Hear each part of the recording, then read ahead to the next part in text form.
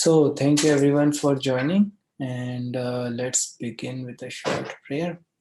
Om Jnanatimirandasya Jnananjana Shalakaya Chakshurunmilitam Yena Tasmai Shri Gurve Namaha. Jai Shri Krishna Chaitanya Prabhu Nityananda Shri Advaita Gadadhar Shri Vasadi Gaur Bhakta Vrinda Hare Krishna Krishna Krishna Hare Hare Hare Ram Ram Ram Hare Hare. Okay so आज हम लेंगे chapter 5 of Bhagavad Gita. तो अभी तक हमने first 4 chapters cover किए हैं, उनका एक बहुत ब्रीफ रिव्यू। फिर मेन 5th चैप्टर में 29 वर्सेस हैं, 29 एंड वो लेंगे, और फिर उसके बाद एंड में क्वेश्चन आंसर्स। और अगर आपके बीच में कुछ क्वेश्चंस हो तो you can write them down chat and we will see, अगर या तो बीच में या एंड में लेंगे उनको। तो अभी तक हमने देखा चैप्टर फर्स्ट में अर्जुन ने क्या किया, उसने कुछ क्वेश्चंस पूछे अपने, जो उनको डाउट्स थे कि मैं युद्ध क्यों नहीं लड़ना चाहता, why I don't want to fight. And हमने उसमें ये देखा कि कृष्ण ने उनको सुना। चैप्टर सेकंड में भगवान ने बोलना चालू किया। कृष्ण भगवान है, वो साधारण पर्सन नहीं है, इसलिए उनको भगवद गीता में श्री भगवान उवाच कहा गया है, भगवान। तो उन्होंने पहले बताया difference in body and soul, और फिर थोड़ा सा बताया कि ड्यूटी को करना विदाउट बीइंग अटैच्ड वो योग है, योग कर्म सुकौशलम। और हमारी सेंसेस को कंट्रोल में रखना, कब उनको एंगेज करना, जैसे हमने सुना था लास्ट टाइम कि जैसे कछुआ होता है, वो उसको पता होता है कि जब चलना होगा तो वो अपनी सेंसेस को यूज करेगा, बाहर निकालेगा।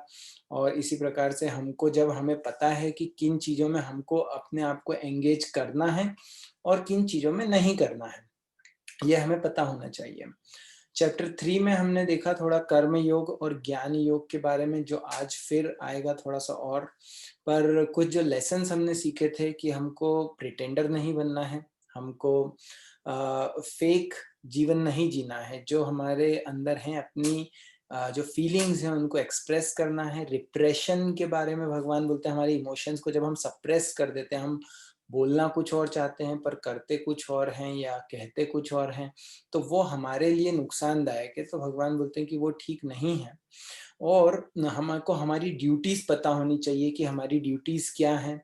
जो श्रेयान स्वधर्मो विगुणा हमने बात करी थी कि वो बहुत इंपॉर्टेंट श्लोक है, भगवत गीता में 2 बार आया है कि हम जब हमारी करियर चॉइसेस, जॉब चॉइसेस बना रहे हैं, तो हमें पता होना चाहिए कि मेरी स्किल्स क्या है, what will I enjoy doing, और उसको हम करें हमारे स्वभाव के अनुसार।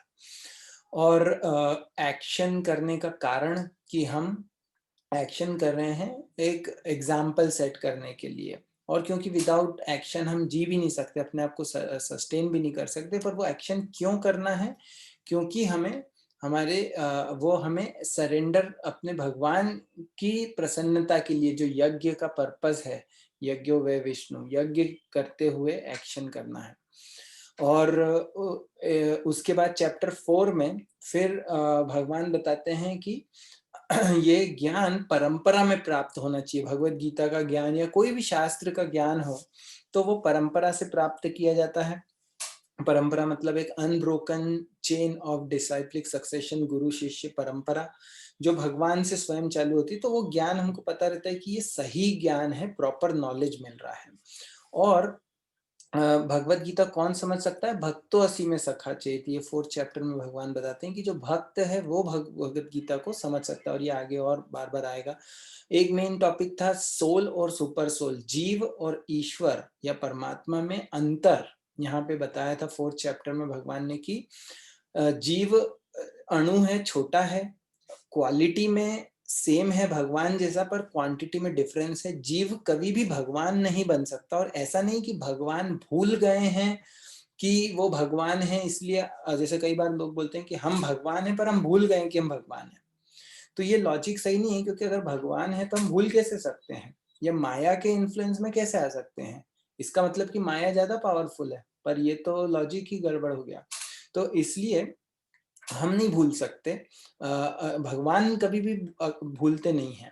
भगवान के जन्म कर्म ये सब दिव्य हैं। अब हमको पता है कि दिव्य नहीं है। और इसमें एक और ये आया था कि फिर कास्ट सिस्टम के बारे में बताया था कि गुण कर्म विभाग की जो चतुर्वर्ण जो भगवान ने बनाए हैं, ये गुण और कर्म के हिसाब से बनाए हैं। तो ये बहुत साइंटिफिक सिस्टम था। अलग अलग लोगों की एक्टिविटीज होती हैं कल्चर में, उसके हम बहुत डिटेल्स में नहीं गए, पर वो जो छुआछूत वाला जो सिस्टम है वो कहीं भी पूरे सनातन धर्म में नहीं है। और आज हम और देखेंगे उस चीज को, 5th चैप्टर में वो पॉइंट फिर से आएगा अलग तरीके से। और अलग अलग प्रकार की कर्म, अकर्म और विकर्म के बारे में भगवान ने बात करी कि कर्म क्या है, अकर्म क्या है और विकर्म क्या है। क्योंकि इसको समझना आसान नहीं होता है। हर व्यक्ति एक्टिविटीज कर रहा है पर उसका रिएक्शंस मिलते हैं। कुछ एक्टिविटीज जो ऐसी हैं जो शास्त्र मना करते हैं क्योंकि वो हमारे और दूसरों के लिए अच्छी नहीं है, उसको विकर्म कहा गया, उसके रिएक्शंस पाप लगते हैं हमें। और जो अकर्म है उसका मतलब कि हमें उसके रिएक्शंस नहीं लगते, कुछ रिएक्शन ही नहीं होता है। तो अच्छा रिएक्शन भी नहीं होता है, तो ऐसा कैसे हो सकता है। तो उसके बारे में बताया कि जो कार्य हम भगवान के लिए कर रहे हैं उसमें कोई रिएक्शन नहीं है। मतलब हम हमारी पढ़ाई, और ये बहुत प्रैक्टिकल है कि हम हमारे कार्य, मेरा बिजनेस है, जॉब है, स्टूडेंट है, हम हर कार्य हम भगवान के लिए कर सकते हैं, भगवान को अपनी चेतना में रख के। So then we don't get any reaction from that. और फिर कुछ अलग अलग प्रकार की सेक्रीफाइसेस के बारे में भगवान ने बताया कि आहुतियां जैसे होती हैं, तो हम अलग अलग प्रकार के लोग अलग अलग प्रकार से यज्ञ करते हैं। और सभी चीजें ज्ञान में समाप्त होती है, क्योंकि ज्ञान इंपॉर्टेंट है। अगर हम नॉलेज के बिना जो एक्शंस कर रहे हैं वो अंधविश्वास है। पर जो काम हम कर रहे हैं, अगर हमको उसका प्रॉपर नॉलेज होना जरूरी है, उसको नॉलेज में कर रहे हैं, तो हम उसको सही तरीके से कर पाएंगे। और वो नॉलेज कैसे मिलेगा, 4 चैप्टर 34th वर्ष में भगवान ने बताया, तद विद्धि प्रणिपातेन परिप्रश्नेन सेवया उपदेक्षन्ति ते ज्ञानम ज्ञानिनस् तत्वदर्शिना। कि तत्वदर्शी होना चाहिए जो व्यक्ति जिससे हम ज्ञान ले रहे हैं, स्पेशली जो भगवत गीता का या स्पिरिचुअल नॉलेज ले रहे हैं, तो उसको सही नॉलेज होना चाहिए परंपरा में। और उससे जो स्टूडेंट है उसका एटीट्यूड क्या होना चाहिए, उसका एटीट्यूड सबमिशन का होना चाहिए। मतलब कि क्वेश्चंस पूछने हैं, परिप्रश्न करना है, उसको अंधविश्वास की तरह या आंख बंद करके स्वीकार नहीं करना है, अपने इंटेलिजेंस को यूज करना है, पर सबमिसिवली। मतलब हमको रिस्पेक्टफुली क्वेश्चंस पूछने हैं, डाउट्स को क्लियर करना है, और सर्विस के द्वारा, कुछ सेवा के द्वारा, परिप्रश्न सेवया, इस प्रकार से हम नॉलेज को ग्रहण कर सकते हैं। और आखिरी वर्ष में भगवान बोलते हैं कि अब ये जो डाउट्स तुम्हारे हृदय में इकट्ठे हैं जिसके कारण तुम कार्य नहीं कर पा रहे, उनको तुम काट दो। किससे, नॉलेज के वेपन से, ज्ञान के चित्वेनम संशयम, जो ये संशय है उनको काट दो और खड़े होके फाइट करो।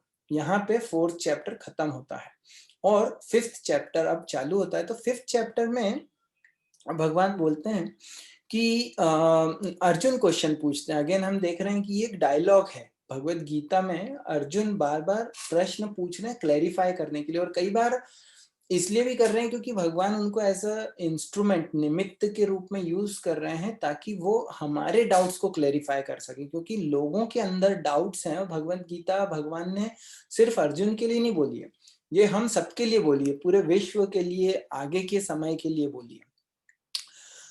तो अर्जुन क्वेश्चन पूछते हैं, अर्जुन के माध्यम से ये प्रश्न का उत्तर देंगे भगवान कि अर्जुन ऐसा प्रश्न पूछते हैं कि ऐसा क्यों है कि पहले तो आप मुझे रिनाउंस करने के लिए बोलते हैं कि आप कार्य ज्ञान करो। ज्ञान का मतलब कि सांख्य योग जैसे बोलते हैं, सांख्य योग में होता है कि हम ज्ञान को बस चीजों को समझना है और संन्यास लेना है। संन्यास मतलब कि कार्य को नहीं करना, एक संन्यास का मतलब वो है। अभी हम देखेंगे कि वैराग्य, वैराग्य जो बोलते हैं कि लोग वैरागी हो जाते हैं, भगवत गीता जो पढ़ता है वैरागी हो जाता है, पर वैरागी की जो गलत अंडरस्टैंडिंग है वो है कि वो काम करना बंद कर देता है।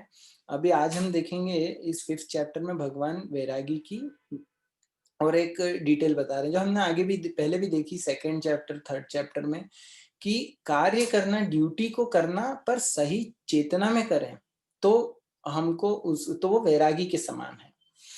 तो अर्जुन बोलते हैं कि आप मेरे को पहले तो ये बोल रहे हैं कि जो श्लोक है कि संन्यासम कर्मणाम कृष्ण पुनर्योगम जो संशोधन, कि तुम आप संन्यास लेने के लिए बोल रहे हो और फिर बोल रहे हो कि योग करो। योग का मतलब एक्शन, कनेक्शन, और संन्यास मतलब छोड़ो, वैराग लो। तो आप मेरे को एक चीज बताओ, क्योंकि ये दोनों मुझे ऑपोजिट लगती है, दोनों मुझे कंपैटिबल नहीं लगती।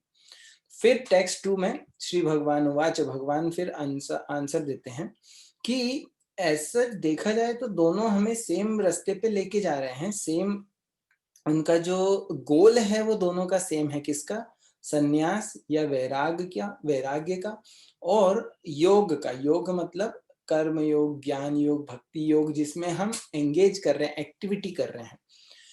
पर उसमें से वो बोलते हैं योगम योगो कर्म योगो विशिष्यते, उसमें कर्म योग बेटर है।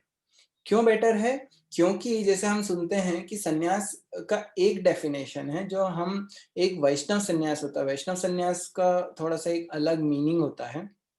एक सन्यासी तो होता है कि जो बोले मैं हम कुछ भी नहीं करेंगे, एक्टिविटीज नहीं करेंगे।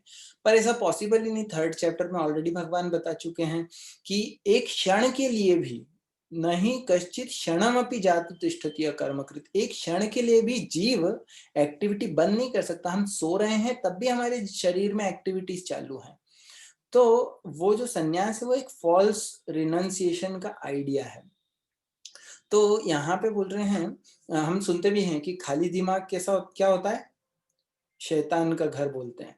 तो जब हमारे दिमाग में कुछ भी नहीं है, ऐसा हो भी नहीं सकता कि हम हमारे माइंड को एकदम एम्प्टी कर दें, क्योंकि to not even have any desire is also a thought, is also a desire.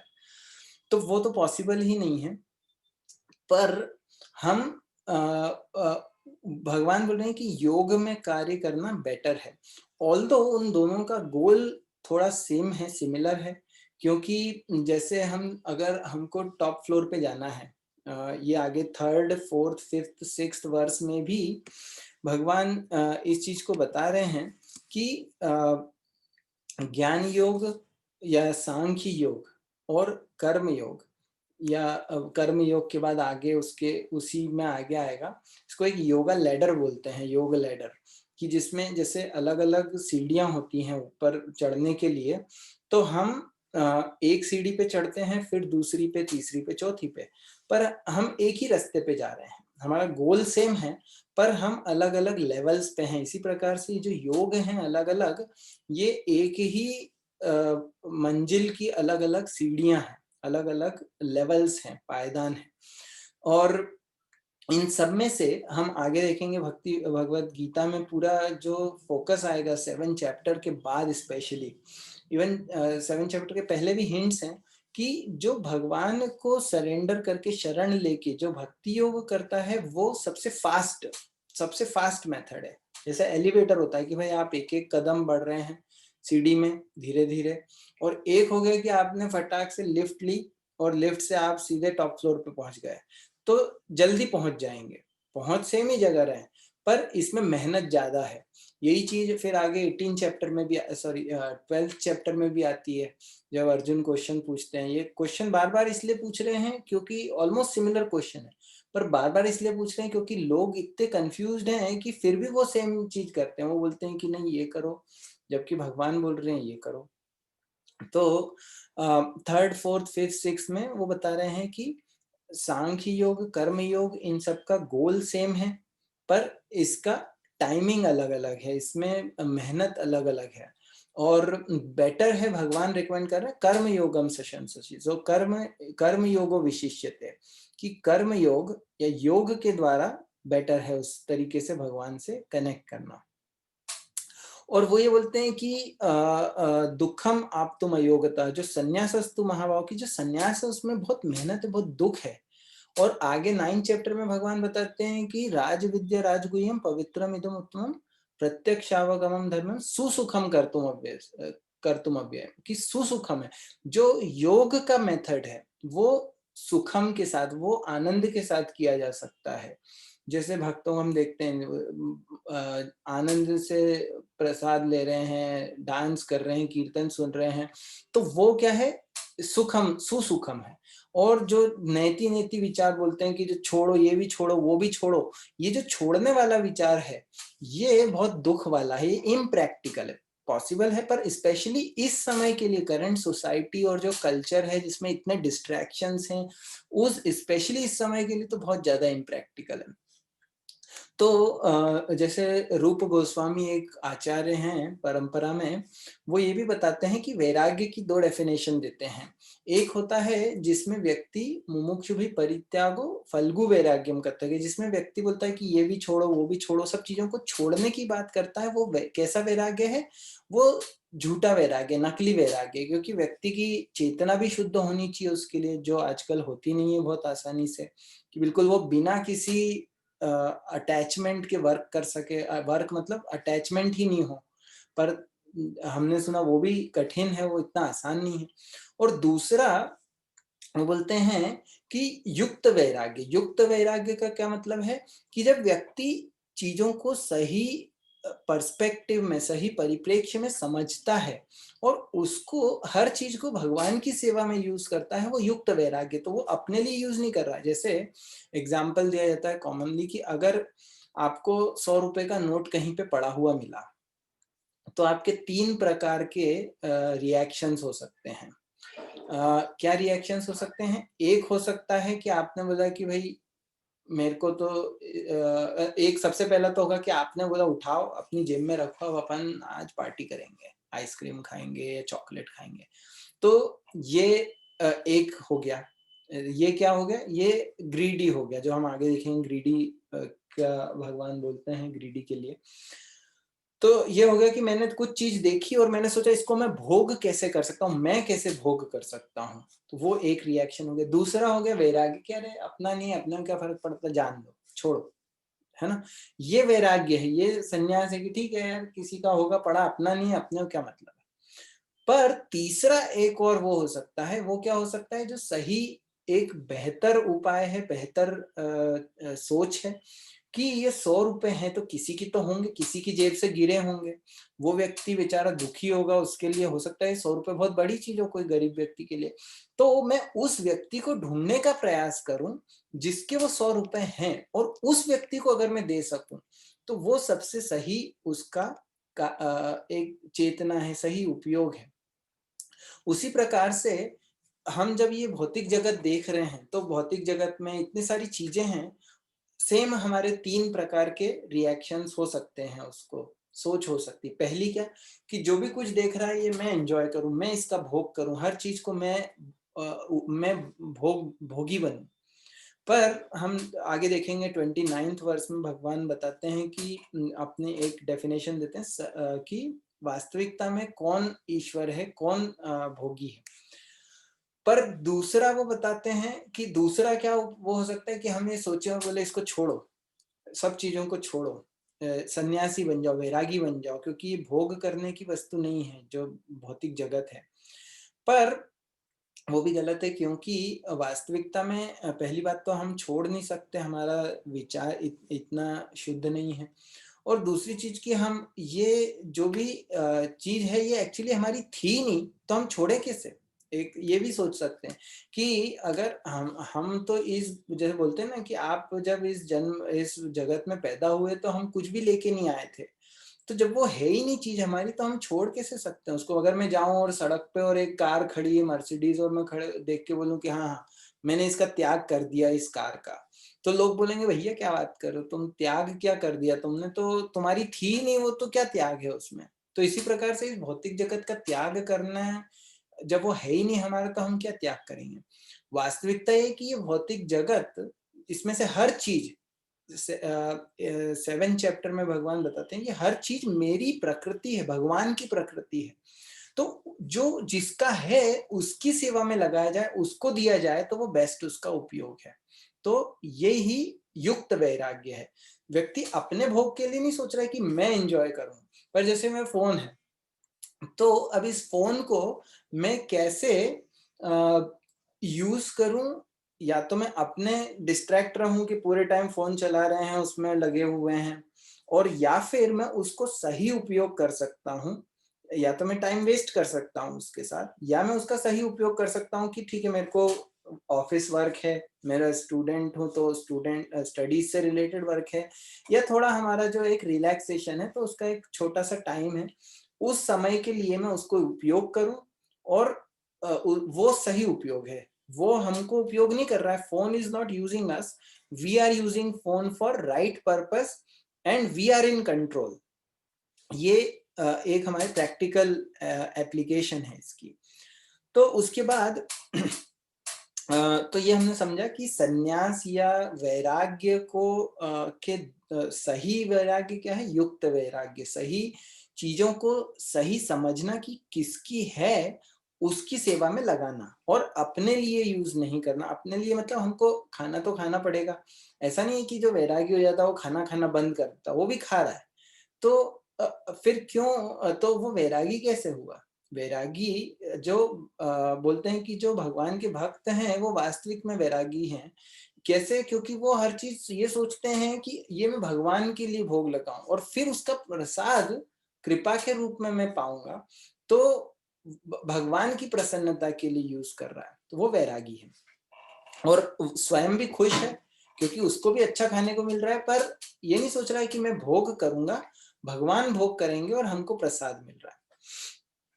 तो इस प्रकार से फिर आगे देखें तो 7th वर्स में भगवान बोलते हैं कि जो इस प्रकार से one who works in devotion who is a pure soul, जो अपने कंट्रोल करता है अपने माइंड एंड सेंसेस को, वो सबका बहुत प्रिय होता है और हर कोई उसको प्रिय होता है। और ऐसा व्यक्ति काम करते हुए भी उसमें लिप्त नहीं होता, मतलब वो उसमें एंटेंगल नहीं होता। ये बहुत इंपॉर्टेंट है, जैसे हमने पहले भी सुना 3rd चैप्टर में कि जब हम कार्य कर रहे हैं तो बाहर से देखने पे लग सकता है कि व्यक्ति सेम कार्य कर रहे हैं, दो व्यक्ति हैं, स्टडीज कर रहे हैं, दो जॉब कर रहे हैं, सेम जॉब कर रहे हैं, पर दोनों की चेतना, उनकी कॉन्शियसनेस, सोच या इंटेंशन या संकल्प वो अलग अलग है। एक सोच रहा है कि मैं इससे कैसे बहुत, जैसे स्टडीज कर रहे हैं तो मैं इससे कैसे पैसे कमाऊंगा, मैं कैसे बड़ा बनूंगा, लोग मेरी वाहवाही करें, एक ये सोच रहा है। और एक ये सोच रहा है कि मैं कैसे पैसे कमाऊंगा पर उससे दूसरों की सेवा करूंगा, मैं मेरे फैमिली वालों की सेवा करूंगा। तो दोनों की सोच अलग अलग है। तो और उसके लिए हमको हमारा माइंड एंड सेंसेस को कंट्रोल करना जरूरी है, क्योंकि अगर हम वो नहीं कर रहे हैं तो हम देखते हैं कि हर तरफ डिस्ट्रैक्शन है, बहुत आसानी से डिस्ट्रैक्शन आता है, इधर से उधर से, हम नहीं कर पाते हैं। क्यों? क्योंकि हमारे माइंड और सेंसेस, हमारा मन और हमारी इंद्रियां, ये हमारे कंट्रोल में नहीं है। तो इनको कंट्रोल करना जरूरी है, क्योंकि अगर हम कंट्रोल नहीं करेंगे तो वो बहुत डेंजरस सिचुएशन है। जैसे मैंने शायद ये एग्जांपल पहले बताया था, पर अगर हम ये सोचें, जस्ट विजुअलाइज करो कि आप एक कार में बैठे हो, क्योंकि रथ का तो या घोड़े वाले रथ का हमको शायद इतना एक्सपीरियंस नहीं होगा, पर अगर हम एक कार में बैठे हैं, या खैर घोड़ों के बात करते हैं क्योंकि कार में तो अपन बोल सकते हैं कि हम कोई तो चला ही रहा होगा, पर घोड़े हैं, घोड़े को चलाने वाला कौन है? वो यूजुअली एक सारथी होता है जो उस घोड़ों को हाँकता है। अब मान लो आप ऐसे रथ में बैठे हुए हो और उसमें सारथी नहीं है, तो क्या होगा? घोड़े आपको किधर भी ले जाएंगे। घोड़े भाग रहे हैं, तेज भाग रहे हैं, तो आपको डर लगेगा कि नहीं लगेगा? लगेगा। क्यों? क्योंकि घोड़े अपने कंट्रोल, मेरे कंट्रोल में नहीं, मैं पीछे बैठा हूं, तो डर लगेगा क्योंकि वो हमारे कंट्रोल में नहीं, कहीं पे भी हमको लेके जा रहे हैं। पर अभी यही चीज हमारी स्थिति है, पर हम उसको समझ नहीं पा रहे हैं कि हमारा मन और इंद्रियां हमको कहीं पे भी लेके जा रहे हैं, इधर उधर लेके भाग रहे हैं, और हम असहाय बैठे हुए हैं और हम समझ भी नहीं पा रहे हैं, हम उनको कंट्रोल करने की कोशिश ही नहीं कर रहे हैं। तो कोशिश ये करनी चाहिए कि ये जो मन और इंद्रियां, इनको हम कंट्रोल में रखें, ये बहुत जरूरी है। तो ऐसा व्यक्ति जो इस चेतना में है कि मैं हर कार्य भगवान के लिए कर रहा हूँ, वो बहुत सारे कार्य करता है। हम जैसे हम देखते हैं, सुनते हैं, 8 to 9 वर्स में, 8वें और 9वें में भगवान बताते हैं कि सुन रहा है व्यक्ति, चीजों को टच कर रहा है, स्मेल कर रहा है, खा रहा है, घूम रहा है इधर उधर, सांस ले रहा है, सो रहा है, वो कुछ भी कर रहा है, पर वो उसको जानता है कि एक्चुअली ये सब इंद्रियां कर रही हैं।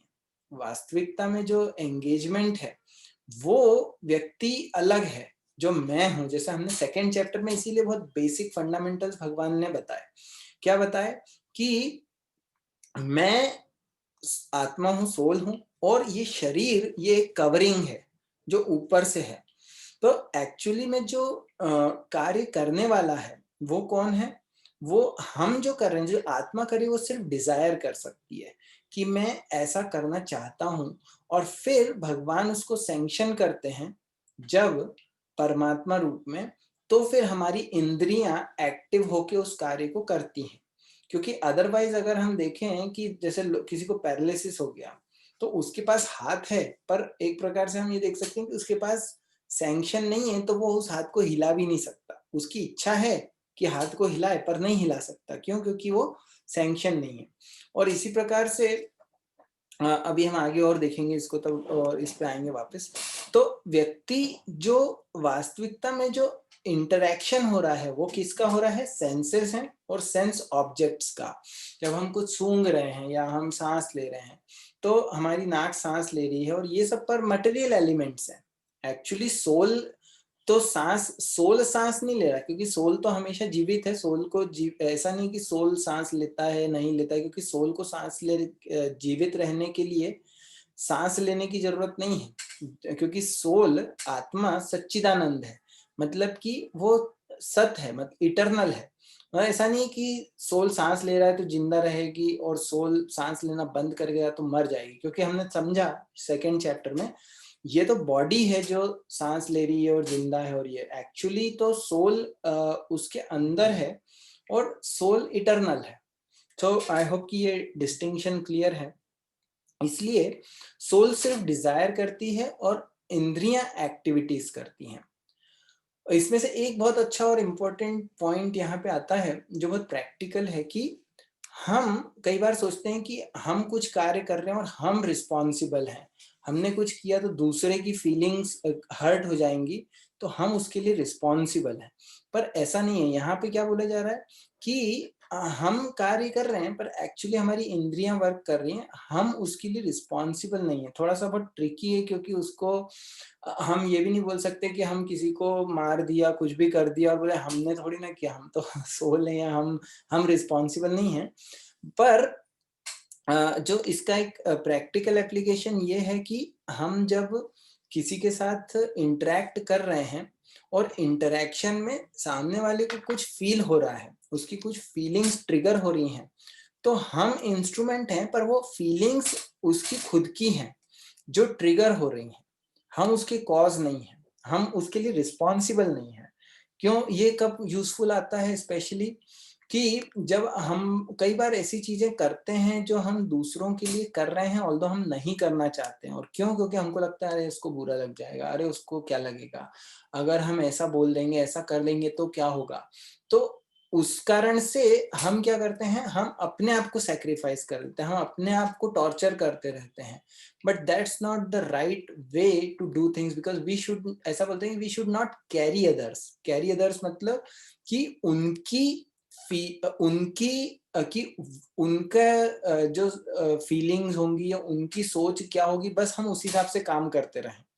वो उनके लिए भी अच्छा नहीं है और हमारे लिए भी अच्छा नहीं है। क्योंकि हर व्यक्ति अपनी जीवन के लिए खुद रिस्पॉन्सिबल है। ये यहाँ पे भगवत गीता में बहुत प्रैक्टिकल और बहुत यूजफुल चीजें यहाँ पे बताई गई हैं।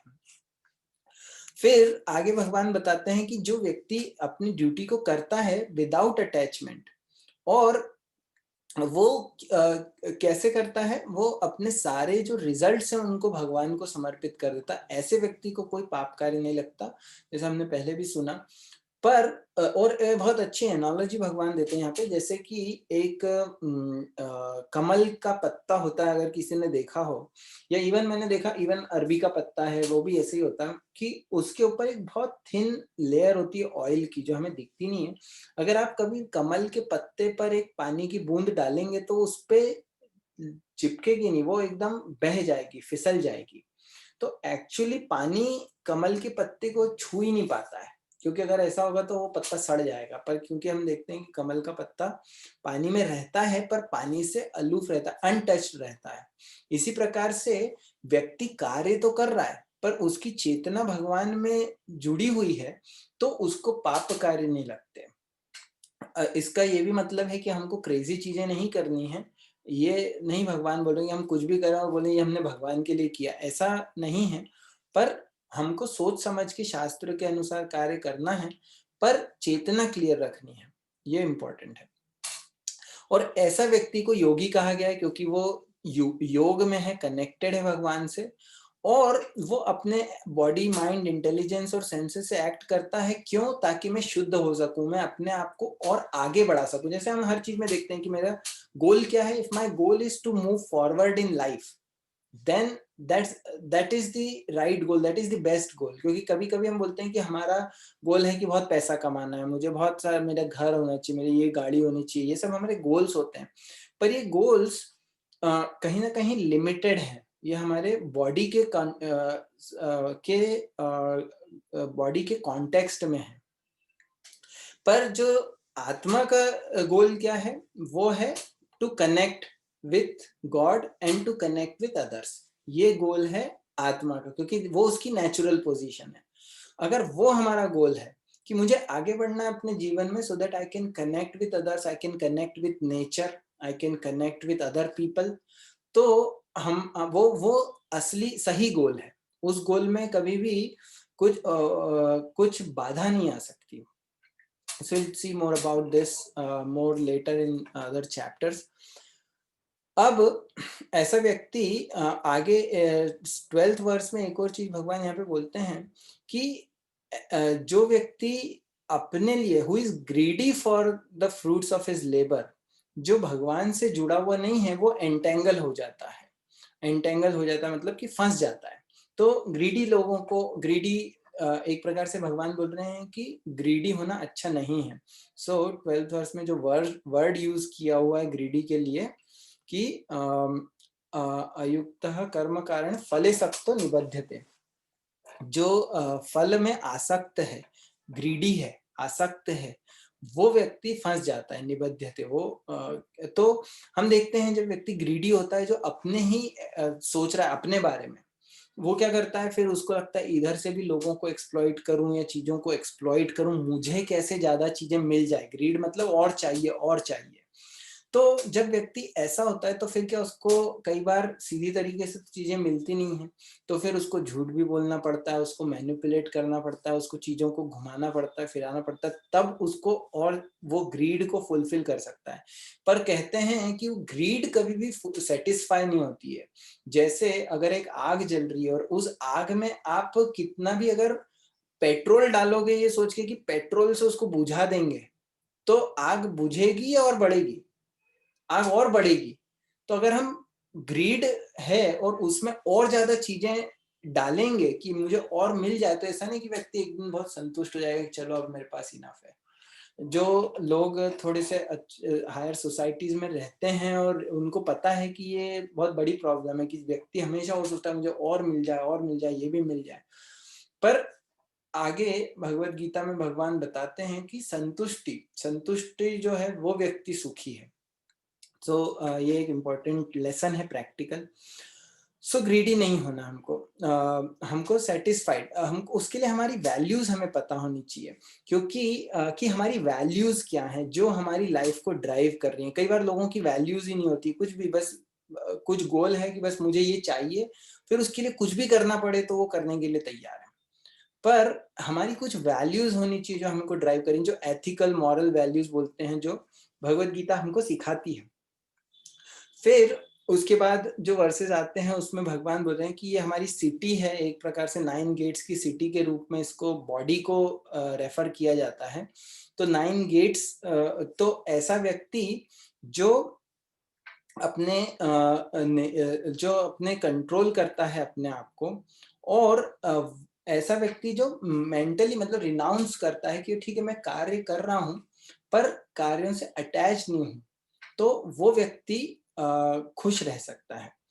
सो जस्ट फॉर इंफॉर्मेशन, जो 9 गेट्स बताए गए हैं हमारी बॉडी में, वो हैं 2 आंखें हैं हमारी, 2 ईयर्स जिनसे हम सुन रहे हैं, एक माउथ जिससे हम बोल रहे हैं, 2 नाक, नॉस्ट्रिल्स, एनस एंड जेनिटल्स। ये 9 गेट्स हैं जो जो हम बोल सकते हैं कि जिनके द्वारा इंफॉर्मेशन या एनर्जी एक्सचेंज होती बॉडी के अंदर बाहर होती है।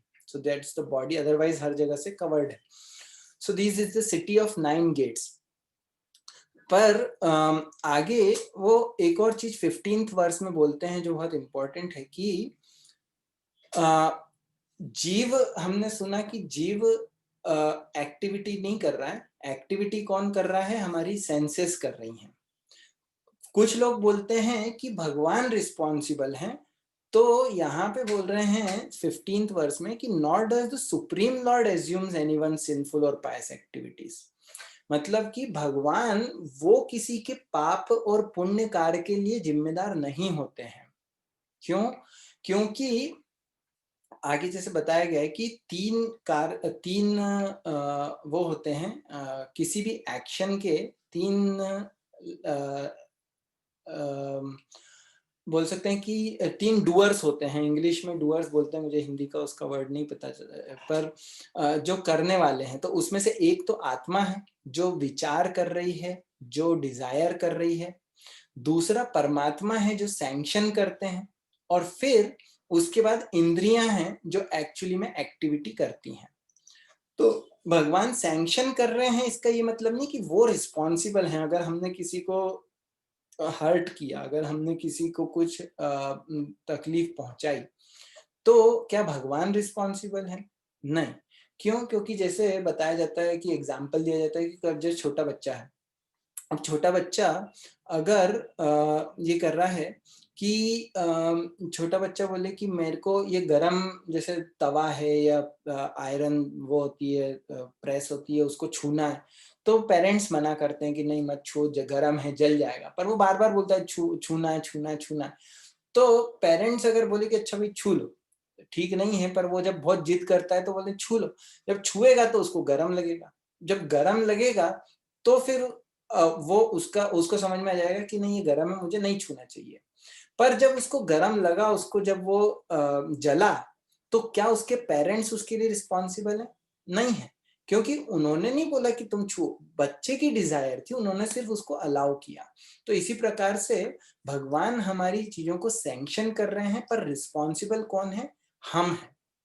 क्योंकि हम डिजायर कर रहे हैं कि मुझे ये ऐसा करना है, ये नहीं करना है. तो ये इसके लिए रिस्पॉन्सिबिलिटी हमेशा, कोई भी सिचुएशन हो हमारी लाइफ की, हो सकता है कि एक बहुत प्रैक्टिकल और इम्पोर्टेंट पॉइंट है, क्योंकि ये दोनों तरफ से एक्ट करता है. अगर हम बुरी स्थिति में हैं किसी भी आज, तो इसका मतलब पास्ट में हमने कुछ चॉइसेस बनाई जिसके कारण हम आज स्थिति में आए. तो हम रिस्पॉन्सिबल है, हमने चॉइसेस बनाई. हम और किसी के ऊपर दोष नहीं डाल सकते. भले ही हम बोले कि ऐसी परिस्थिति थी, ये था, वो था, जो भी था, सर्कमस्टेंसेस कुछ भी हो, फाइनली चॉइसेस हम बना रहे हैं. और इसका अच्छा एस्पेक्ट क्या देखा जा सकता है कि फाइनली चॉइस हमारे हाथ में है. तो आज भी या हमारे जीवन में कभी भी हम बेटर चॉइसेस बना के अपने जीवन को अच्छी दिशा में ले जा सकते हैं. हमारे हाथ में चॉइस है, हमारे पास फ्री विल है, स्वतंत्र इच्छा शक्ति है कि हम सही चॉइसेस, सही चुनाव कर सकते हैं अपने जीवन में. तो हम रिस्पॉन्सिबल हैं हमारे बुरे समय के लिए भी और हमारे अच्छे समय के लिए भी. भगवान की सैंक्शन भी जरूरी है, पर फर्स्ट चॉइसेस हमको सही बनाना सीखना पड़ेगा. So very very practical, very empowering actually. तो उसके बाद आगे बोलते हैं भगवान कि जो व्यक्ति है, अगर जो नॉलेज से एनलाइटन है, वो जब उसको ज्ञान मिलता है तो अज्ञान वो खत्म हो जाता है. किस प्रकार से? जैसे ही सूर्य आता है तो हम देखते हैं कि अंधकार खत्म हो जाता है. तो हमने सुना है कि ये जो सूर्य और ज्ञान, इन दोनों को सेम समझा जाता है, और अज्ञान को अंधकार के रूप में समझा जाता है. जैसे हम बोलते हैं ओम अज्ञान तिमिरांधस्य, अज्ञान का जो अंधेरा है उसको ज्ञान रूपी दीप से उसकी अज्ञानता को दूर करें, उस अंधेरे को दूर करें. या हम शास्त्रों में सुनते तमसो मां ज्योतिर्गमय, की मुझे अंधकार से ज्ञान की ओर, उजाले की ओर ले चलें. तो वो जरूरी ज्ञान, वो नॉलेज है, वो हमको, जैसे हम सुनते हैं कि नॉलेज इज पावर. नॉलेज जो है वो हमको शक्ति देता है जब हम सही चीज को सही रूप में देख पाते हैं. जो भगवत गीता में भी हम देख रहे हैं कि चीजों को सही रूप में, एक डीपर रूप में देख पाना। जब हम लोगों को देख रहे हैं तो हम क्या सिर्फ उनका शरीर देख रहे हैं या हम उस व्यक्ति को भी देख पा रहे हैं? क्योंकि जब हम व्यक्ति को देख पा रहे हैं, जो आत्मा है, जो उसके पीछे है, उसके बैकग्राउंड को, उसके पास्ट को, तो हम उसको रियलिटी में देख पा रहे हैं और वो रियलिटी हमको पावर देती है। तो ये नॉलेज को कहते हैं कि पावर है। कई बार लोग बोलते हैं इग्नोरेंस इज ब्लिस। तो क्या इग्नोरेंस वास्तविकता में ब्लिस है? नहीं, क्योंकि फाइनली हम रिस्पॉन्सिबल, अगर हम गलती से भी कुछ अपराध करते हैं तो उसका पाप किसको? अगर मैंने गलती से किसी को मार दिया, मान लो जैसे एग्जाम्पल के लिए कि मैं सड़क पे जा रहा हूँ और गाड़ी चला रहा हूँ, मेरी गाड़ी के नीचे कोई जानवर आ गया, तो उसका क्या मुझे पाप लगेगा? मैंने जानबूझ के तो नहीं किया, पर लगेगा, छोटा लगेगा, कम लगेगा, क्योंकि हमने जानबूझ के नहीं किया, पर फिर भी क्योंकि मैं उसके लिए रिस्पॉन्सिबल हूँ कहीं ना कहीं, इसलिए वो पाप मुझे लगेगा। और दूसरी तरफ अगर हम खैर ये एक बड़ा डिस्कशन है कि हम क्या हम गाड़ी चलाना ही बंद कर दें, घूमना फिरना, चलना, सांस लेना, वो हम बंद कर नहीं सकते। इसीलिए चेतना को प्यूरिफाई करना जरूरी है कि हम क्यों कुछ भी काम क्यों कर रहे हैं। अगर हमें सही कार्य सही चेतना में कर रहे हैं तो हमें कोई पाप नहीं लगेगा। यही भगवत गीता हमको सिखा रही है। 18th वर्स बहुत इंटरेस्टिंग है क्योंकि इसमें बताया गया है, विद्या विनय संपन्ने ब्राह्मणे गवि हस्तिनी शूनि चैव स्वपाके च पंडिता समदर्शिना। कि एक पंडित की डेफिनेशन बताई है। पंडित कौन है? वो नहीं है जो तिलक लगाता है, भगवा वस्त्र ओढ़ता है, ये भगवान नहीं बोल रहे हैं। भगवान बोल रहे हैं पंडित कौन है? पंडित वो है जो हर किसी को समान रूप से देख सकता है। मतलब वो शरीर भी देख रहा है, पर शरीर के बियॉन्ड उसमें परमात्मा और आत्मा को स्थित देख सकता है, वो पंडित है। तो पंडित, ऑफ कोर्स पंडित का मतलब यहाँ पे एटलीस्ट ये भी नहीं बताया कि जिसको बहुत ज्ञान है, मतलब ज्ञान इन द सेंस कि जो बहुत पढ़ा लिखा है, जिसको शास्त्र के श्लोक याद है, वो पंडित नहीं है। जो उसको अप्लाई कर रहा है, किस प्रकार से? कि जब वो एक पढ़े लिखे ब्राह्मण को या एक शेर को, हाथी को या एक कुत्ते को या एक चांडाल को भी देखता है, जो तो उन सबको समान रूप में देखता है। किस प्रकार से? वो ये देखता है कि इनके शरीर के अंदर जो शरीर अलग अलग हैं, पर वास्तविकता में आत्मा जो है वो सेम है, सेम क्वालिटी में है, और साथ ही साथ परमात्मा भी अंदर बैठे हैं, तो वो उन सबको रिस्पेक्ट कर सकता है। वो व्यक्ति मतलब क्या है कि वो नॉन जजमेंटल होगा। नॉन जजमेंटल एक मतलब हम कंटेम्प्रेरी टर्म में बोले कि वो ये नहीं सोचता है कि ये इसका ये इसमें ये बुराई है, उसमें वो बुराई है। वो ये देख सकता है कि हर व्यक्ति फाइनली सोल है, उनके बिहेवियर अलग अलग हैं, इसलिए वो उसको डिस्क्रिमिनेट करता है पर उनको जज नहीं करता। और डिस्क्रिमिनेशन किस प्रकार से? कि अगर आपके शेर आएगा आपके कमरे में, और तो क्या आप भागोगे या वहीं खड़े रहोगे, उसको गले लगाओगे? हम भागेंगे, हम उससे छुपेंगे। पर अगर कोई अच्छा सभ्य व्यक्ति आएगा, कोई आपका मित्र आएगा, तो हम उसको गले लगाएंगे।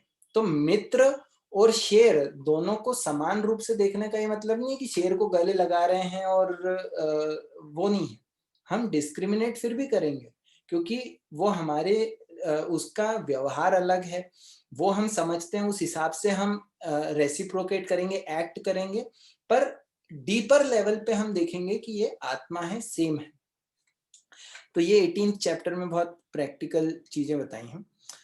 आगे 8:45 we have some time here. तो आगे भगवान बताते हैं 22nd वर्स में कि एक दूसरा इंपॉर्टेंट पॉइंट बताते हैं कि जो व्यक्ति ये ही संस्पर्श जाब होगा दुख यो न एवते आदि अंतवंत कौनते न तेषु रमते बुधः। इंटेलिजेंट व्यक्ति कौन है? वाइज व्यक्ति कौन है? जो ये समझता है कि भाई मैं जो एक्टिविटीज कर रहा हूँ, इन एक्टिविटीज को, अगर मैं जो कार्य कर रहा हूं, अगर मैं सिर्फ ये सोच रहा हूं कि मैं कैसे भोग कर सकूं, तो वो व्यक्ति होता क्या है कि जब व्यक्ति भोग करता है तो उसका नुकसान भी होता है कहीं ना कहीं। कैसे? जैसे हमें बहुत अच्छी मिठाइयां मिल रही है, तो बहुत सारी मिठाई, बहुत अच्छा टेस्टी बना तो बहुत सारा खा लो। अगर जाके हम खा रहे हैं बाजार में, छप्पन गए, सराफा गए, तो खूब बहुत अच्छी चीजें दिख रही हैं, तो ऐसा नहीं कि वो गलत है, पर अगर हम बस ग्रीड में और ये सोच के कि बस मैं एंजॉय करूं, भोग करते जाऊं, तो मैं बहुत सारा खा लिया तो पेट किसका खराब होगा? हमारा खराब होगा। उसके कारण बीमारियां, जैसे लोग अगर जब बहुत ज्यादा खाते हैं तो मोटापा या शुगर और ये सब बीमारियां किसको होती हैं? वो हमको होंगी। तो एक्चुअली भगवान बोल रहे हैं कि ये दुख की योनि है। जो व्यक्ति भोग करने की सोचता है वो एक्चुअली दुख को जन्म देता है अपने जीवन में। तो इसलिए, और इन चीजों का एक आदि होता है, एक अंत होता है। आदि अंतवंतः कौन्तेय, इन चीजों, क्योंकि कहीं ना कहीं आप, जैसे एक रसगुल्ला है, अगर आप एक रसगुल्ला खाया तो आप ऐसा नहीं कि बस रसगुल्ला बहुत अच्छा लग रहा है, मीठा है, तो क्या आप बहुत सारा खा सकते हैं? नहीं खा सकते, आपको कहीं ना कहीं रुकना पड़ेगा, उसका अंत होगा। और दूसरी चीज एक और समझने की जरूरत है, जो बहुत मुझे लॉजिकल पॉइंट लगता है, कि एक्चुअली जो हैप्पीनेस हमको लग रही है वो रसगुल्ले में नहीं है, वो हमारे माइंड और बॉडी के अंदर है। हम उसको एक्सपीरियंस कर रहे हैं। कैसे हम उसको देख सकते हैं कि अगर मैंने एक रसगुल्ला खाया, मुझे बहुत अच्छा लगा, मान लो मुझे रसगुल्ला पसंद है तो मुझे बहुत अच्छा लगा, है बंगाली मिठाई, कुछ भी, मैंने दूसरी खाई तो मुझे अच्छी लगेगी, पर थोड़ी सी शायद कम अच्छी लगेगी। अभी ऐसे 4 5 10 खाने के बाद फिर उसका जो आनंद है वो खत्म हो जाएगा। वो सेम चीज है, वो सेम ही रसगुल्ला है, सिमिलर, जो अगर मैं 40 50 खा लूंगा तो मेरी तबीयत खराब हो जाएगी। मैं वही चीज जो मेरे को बहुत अच्छी लग रही थी, सेम चीज मेरे लिए परेशानी का कारण बन जाएगी। मतलब कि जो आनंद था या दुख था वो उस रसगुल्ले में नहीं है, क्योंकि अगर ऐसा होता तो वो कांस्टेंट रहती हैप्पीनेस, पर वो हमारे मन और हमारी समझ में है। या हम देखते हैं कि कई बार मान लो हम बहुत दुखी हैं, अब अगर उस समय कोई बहुत अच्छी चीज भी लाके देगा रसगुल्ला खाने के लिए तो हमको उसका मजा नहीं आएगा, क्योंकि हम बहुत दुखी, हमारा ध्यान कहीं और है। तो इससे हमको ये भी समझ में आता है कि एक्चुअली वास्तविकता में जो आनंद है, खुशी है, हैप्पीनेस है, वो इन चीजों में नहीं है, वो हमारी कॉन्शियसनेस में हम किस प्रकार से चीजों को ट्रीट करते हैं। तो यही भगवान भगवत गीता में बताते हैं आगे ये 5th चैप्टर में, कि जो व्यक्ति ये समझ के सही तरीके से और अपनी इंद्रियों को कंट्रोल कर सकता है, उनको ये समझ सकता है कि ये सोर्स, मिजरी का सोर्स है, तो इनसे मुझे जो अपनी इंद्रियों को एंगेज तो करना पड़ेगा, क्योंकि हम ऐसा नहीं सोच सकते कि अब खाना पीना बंद कर दे, अच्छा मत खाओ। क्योंकि कुछ लोग ऐसा करते हैं, जो सन्यास वाले हैं, जो हमने पहले बात करी, जो वैरागी हैं, कुछ लोग ऐसा व्रत लेते हैं जो बहुत स्ट्रिक्ट होते हैं कि अब हम क्या करेंगे, हम सिर्फ खिचड़ी खाएंगे बिना नमक की, और वो भी ऐसे सब चीजें मिला के एक साथ खा लेंगे जिसमें टेस्ट नहीं आना चाहिए, क्योंकि टेस्ट का मतलब कि हम एंजॉय कर रहे हैं, तो एंजॉयमेंट को खत्म कर दो। तो वो सही नहीं है। भगवान बोलते हैं कि अंदर तो हमारे चीजें चलती रहेंगी, और हम बाहर से अगर रिप्रेस करने की कोशिश कर रहे हैं तो ऐसे व्यक्ति को प्रिटेंडर कहा गया है, क्योंकि वो व्यक्ति झूठ बोल रहा है, अंदर कुछ और है, बाहर कुछ और है, और अपने आप को टॉर्चर कर रहा है। अगर हम देखें तो हमारा शरीर भगवान ने दिया है किस लिए? ताकि हम उसको सेवा में यूज कर सकें। तो अगर हम इस शरीर को, जैसे बोलते हैं कि हमारा शरीर क्या है, भगवान का मंदिर है, क्योंकि परमात्मा अंदर स्थित है। आगे आएगा आगे कि ईश्वर सर्वभूतानां हृदय देशे अर्जुन तिष्ठति, कि ईश्वर हमारे हृदय में बैठे हैं। या आगे बोलते हैं कि खैर ये एक अलग टॉपिक है तो हम उस पर नहीं जाएंगे ज्यादा, पर ये शरीर ये भगवान का मंदिर है, तो इसको हमको हेल्दी रखना ये हमारी ड्यूटी है। इसको साफ रखना, इसको हेल्दी रखना, ये हमारी ड्यूटी है। तो इसके लिए हमको खाना, प्रॉपर खाना, सही न्यूट्रिशन, हेल्थ, ये सब ध्यान देना, ये उसके लिए बेनिफिट, ये हमारा रिस्पॉन्सिबिलिटी है। सिर्फ ऐसा नहीं है कि ये अच्छा है करना, ये हमारी ड्यूटी है, रिस्पॉन्सिबिलिटी है। So we should do that. और ऐसा व्यक्ति जो अंदर से प्रसन्न है, जो भगवान से जुड़ा हुआ है, वो भगवान, वो हमेशा प्रसन्न रहेगा, क्योंकि अगर हम सोर्स से जुड़े हुए हैप्पीनेस के, जो अनलिमिटेड हैप्पीनेस जिसके पास है, तो हम भी प्रसन्न रहेंगे, और हम एक्शंस में कभी भी बंधेंगे नहीं, हम फ्री रहेंगे, मुक्त रहेंगे। जो हमने बोला वैराग्य, फल्गु वैराग्य और युक्त वैराग्य, तो हमको युक्त वैराग्य प्रैक्टिस करना है, चीजों को, सही व्यक्ति को ढूंढ के और उसकी सेवा में लगाना है। उसके लिए भगवान लास्ट में 29th वर्ष, जो आखिरी श्लोक है, उसमें बताते हैं क्या, कि वो कौन है जो भोग कौन करने वाला है, या वास्तविकता में सब चीजों का कंट्रोलर कौन है? वो जैसे हम बोल रहे हैं कि जिस जिस वैराग्य क्या है, जो असली ओनर है उसकी उसको चीज रिटर्न करनी जाए, उसको दे दी जाए, तो वो युक्त वैराग्य है, वो सही वैराग्य है। तो आगे भगवान बता रहे हैं 29th वर्ष में कि वो कौन ओनर वास्तविकता में कौन है। तो भगवान बोलते हैं भोक्तारम यज्ञ तपसाम सर्वलोक महेश्वरम सूरिदम सर्वभूतानां ज्ञात्वा माम शांतिम रिच्छति। तो इस वर्ष को कई बार पीस फॉर्मूला भी बोला जाता है कि शांतिम रिच्छति, जो पीसफुल कौन रह सकता है, जो सही रूप में समझता है कि ज्ञात्वा माम मतलब मैं, मतलब भगवान बोल रहे हैं कि कृष्ण वो क्या है, वो भोक्तारम यज्ञ तपसाम, कि वो सारे जितने भी यज्ञ हैं, तप हैं, उन सबको भोग करने वाले, उन सबका आनंद लेने के लिए कौन है, सब उसके भोक्ता भगवान है, हम नहीं है। कृष्ण और अन्य देवी देवता भी नहीं है, कृष्ण बोल रहे मैं हूं, मतलब भगवान। और सर्वलोक महेश्वरम, सारी चीजों का जो ईश्वर है, कंट्रोलर है, वो भी कौन है? कृष्ण बोल रहे हैं माम, मैं हूं, ऐसा जो समझता है। और तीसरी चीज जो बहुत इंपॉर्टेंट है वो है सूर्यदम सर्वभूतानाम, कि मैं सारे जीवों का बेस्ट फ्रेंड हूं, मैं उनका वेल विशर हूं, उनके लिए अच्छा सोचता हूं। ऐसा जो मुझे समझ जाता है वो व्यक्ति वास्तविक शांति प्राप्त कर सकता है। तो ये इंपॉर्टेंट है समझना कि वास्तविकता में भगवान हमारे वेल विशर हैं, वो हमारे बेस्ट फ्रेंड है। हर व्यक्ति को एक फ्रेंड की जरूरत है, हमको कंपेनियन चाहिए हमारी लाइफ में, क्योंकि जैसे मैंने बताया कि कनेक्शन हमारी लाइफ में सबसे इंपॉर्टेंट चीज है, कनेक्शन, क्योंकि दैट इज अवर नेचर, सच्चिदानंद। और हम जो कनेक्शन जब नहीं रहता है तो हम दुखी रहते हैं, connection specially with God and with other people. तो वो जो हर व्यक्ति की नीड है, डिजायर है कि हमारे जीवन में ऐसे लोग हों, ऐसे व्यक्ति हों जो हमारे फ्रेंड हों।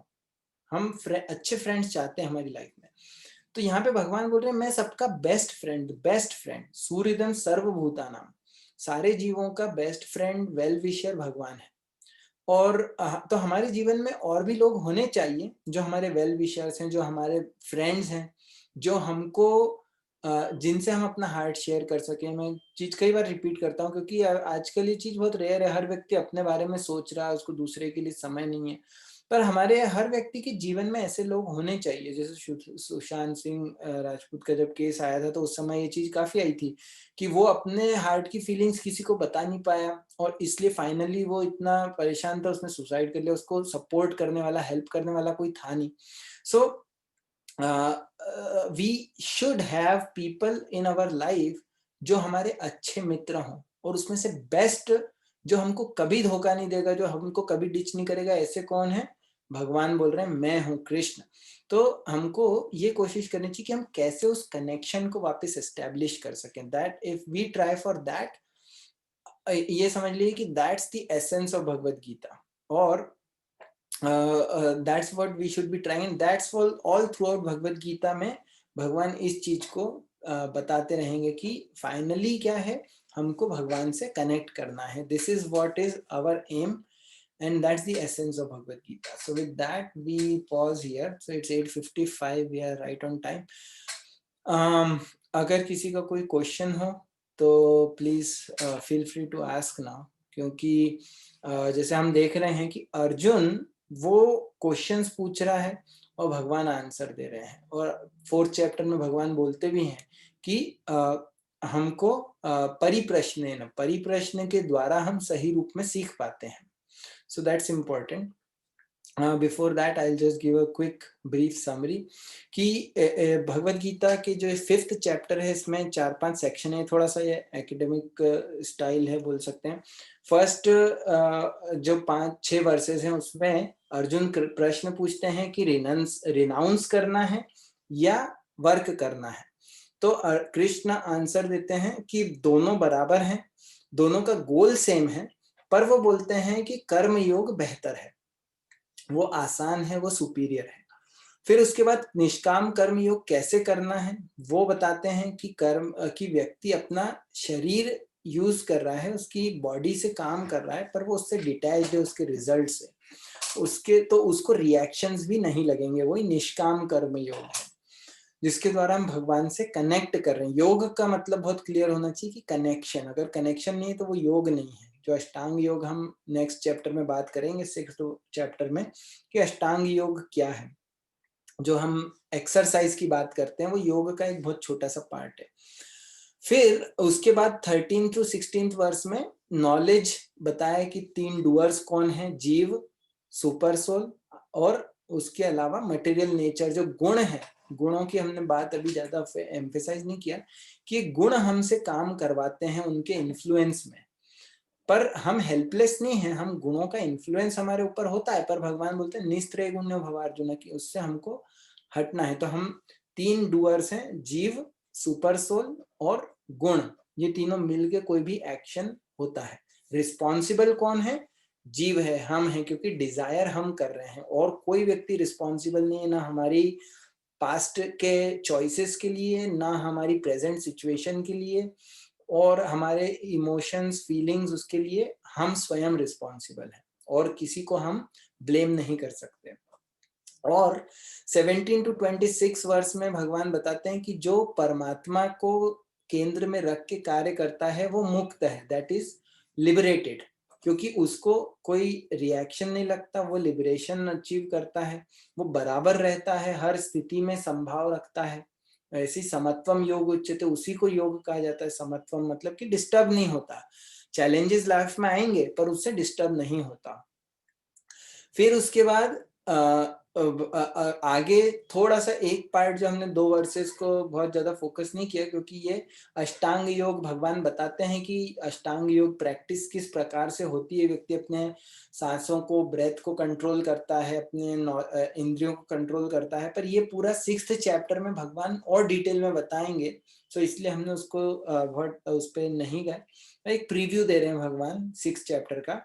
और फिर उसके बाद आखिरी में बताते हैं कि फाइनली पीस किसको मिल सकता है, और भगवान की करेक्ट पोजीशन क्या है और हमारी क्या करेक्ट पोजीशन है, उनको समझना। So with that that was a brief summary of आज हमने जो 5th चैप्टर डिस्कस किया। सो लेट्स सी, चैट में भी लिख सकते हैं आप क्वेश्चन, या बोल सकते हैं, if you can speak that's best.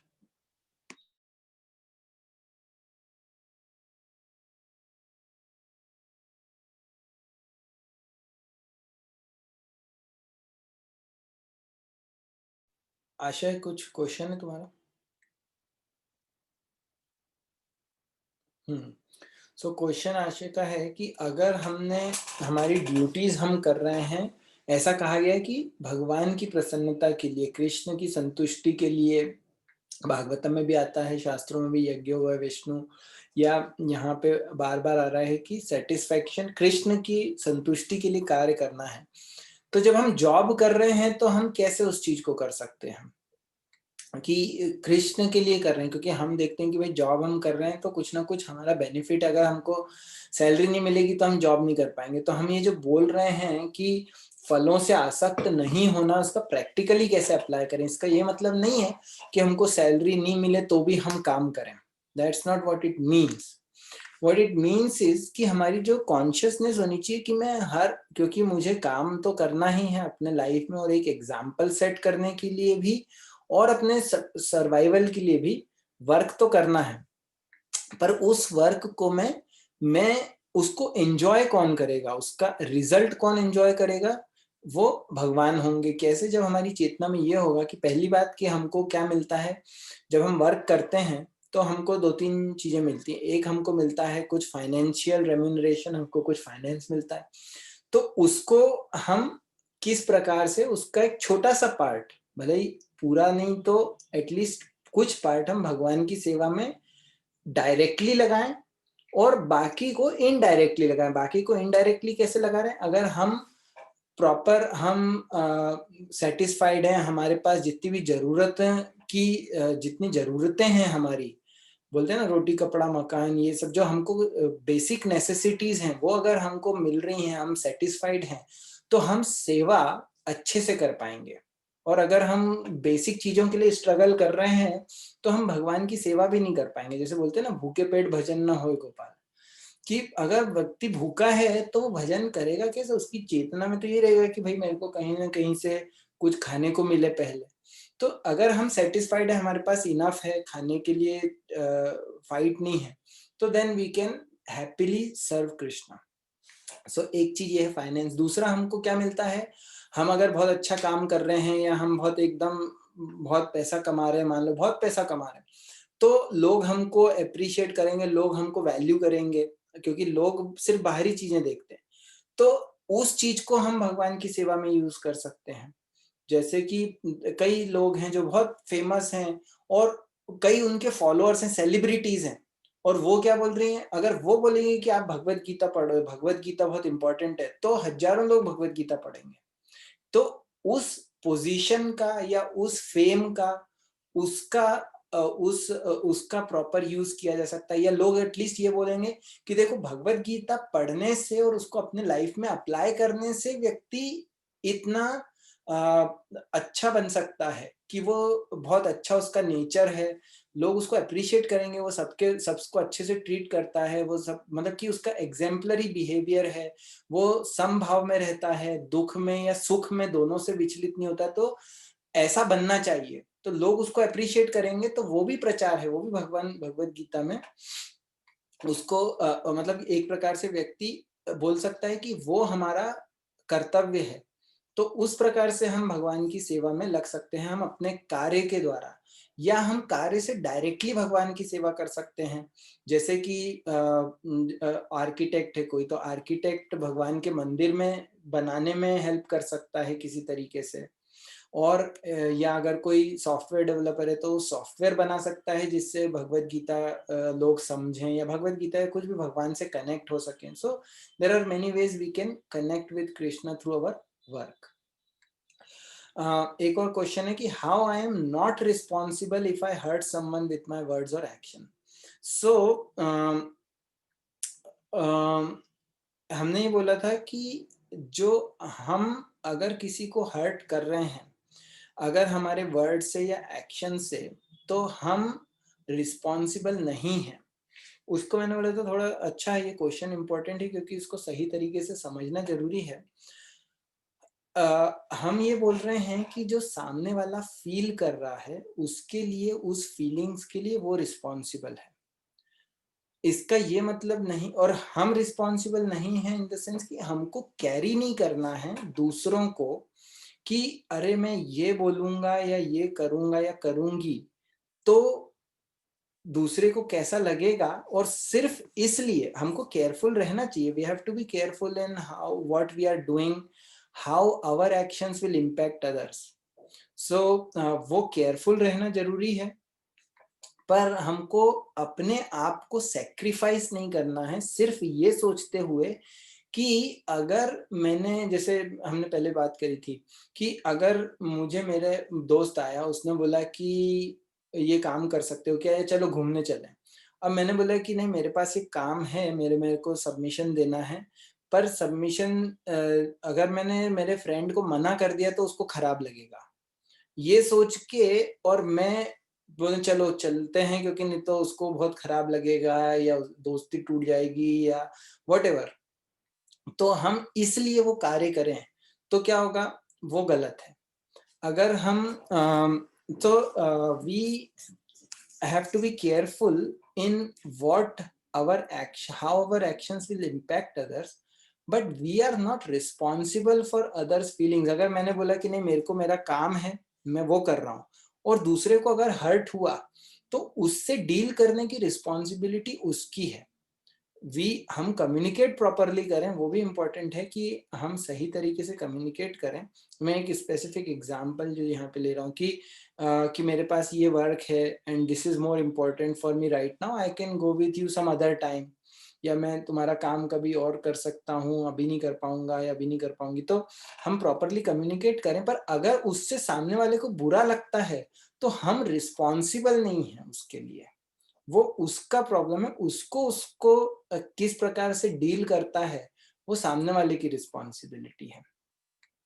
सो हम अगर डेलिबरेटली किसी को हर्ट करते हैं तो हम उसके लिए जिम्मेदार हैं, हमें वैसा नहीं करना है। भगवत गीता ये नहीं बोल रही है कि तुम कुछ भी करो और तुम रिस्पॉन्सिबल नहीं हो, बट ये मतलब जो एक कॉन्टेक्स्ट है कि हमको दूसरों को कैरी करते हुए कार्य नहीं करना है कि अगर मैंने ये बोल दिया तो उसको खराब लगेगा, तो वो कैसे डील करेगा, उसको दुख होगा। तो इसलिए हम फिर क्या करते हैं कि हम अपने अपने आप को सैक्रिफाइस कर देते हैं, जो अर्जुन करना चाह रहा था। जैसे कि अर्जुन बोल रहा था कि मैं अगर इन लोगों को मार दूंगा तो वो ठीक नहीं है, तो इसलिए मैं युद्ध नहीं लड़ूंगा। So he was ready to sacrifice himself for someone else's perceived happiness, पर वो अच्छा नहीं है। So I hope that is clear. Dikshita, if you have any clarification you want, you can speak or write. Does that answer your question? Yes, yes, it answers my question. Thank you. Okay, you're welcome. और कुछ question या कोई comment?